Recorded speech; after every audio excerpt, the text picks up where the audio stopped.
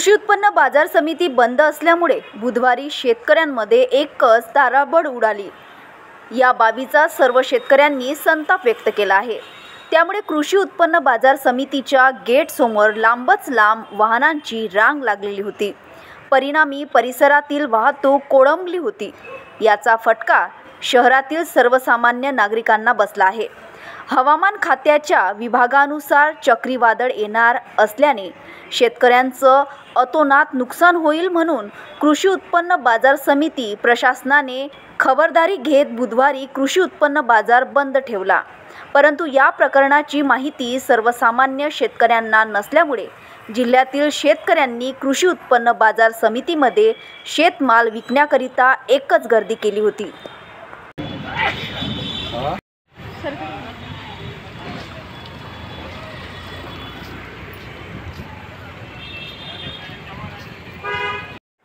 परंतु शेकडो शेतकऱ्यांचा हिरमोड झाला आणि शेतकऱ्यांना आल्या पावली परत जावे लागले। त्यामुळे शेतकऱ्यांचा येण्या जाण्याचा हा खर्च वाया गेला आहे। आधीच शेतकरी अस्मानी सुलतानी संकटामध्ये सापडला असताना कृषी उत्पन्न बाजार समितीच्या नासमजपणामुळे शेतकऱ्यांना विनाकारण भुर्दळ सोसावा लागला आहे। तसेच आर्थिक व मानसिकदृष्ट्या त्यांचं कच्चीकरण झाले आहे। वास्तविक पाहता हवामान खात्यांना जाहीर केलेल्या पावसाचा अंदाज व चक्रीवादळाच्या इशाऱ्यामुळे कृषी उत्पन्न बाजार समिती बंद राहील अशी माहिती प्रसारमाध्यमांच्या द्वारे शेतकऱ्यांपर्यंत पोहोचणे आवश्यक होते। परंतु कृषी उत्पन्न बाजार समितीने तशी तसदी घेतली नाही। त्यामुळे शेतकऱ्यांना आल्या पावली परत जावे लागले। 2 दिवस आवक घेणे नाकारले आहे। कारण पाऊस आल्यामुळे शेतकऱ्याचं फार मोठ्या प्रमाणात नुकसान होतो। शेतमाल बाहेर राहतो। त्यामुळे शेतकऱ्यांनी 2 दिवस मार्केटमध्ये आवक आणू नये असं आवाहन कृषी उत्पन्न बाजार समितीतर्फे करण्यात आलं आहे।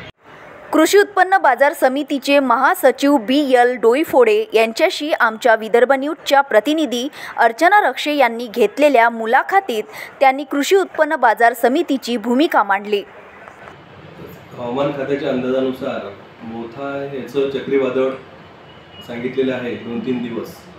त्यामुळे शेतकऱ्यांचा शेतमाल भिजून नुकसान होऊ नये व शेतकऱ्याची गैरसोय होऊ नये याकरिता बाजार समितीने शेतकरी हितास्तव 2 दिवस बंदचं आयोजन केलेलं आहे। त्यामुळे शेतकऱ्यांनी व शेतमाल यार्डवर आणू नये असे आम्ही पेपर्समध्ये जाहिरात देऊन सर्वांना अनाउन्स करून सूचना देऊन बंद ठेवलेला आहे। भाव कमी झालेला आता माल जो आहे भिजल्यामुळे त्या क्वालिटीचा माल यार्डवर येत नाही आहे जो FAQ ग्रेडचा पाहिजे। ओलसर माती मिश्रित असा माल येत आहे। त्यामुळे भाव कमी आहे सध्या। अर्चना रक्षे, विदर्भ न्यूज, अमरावती।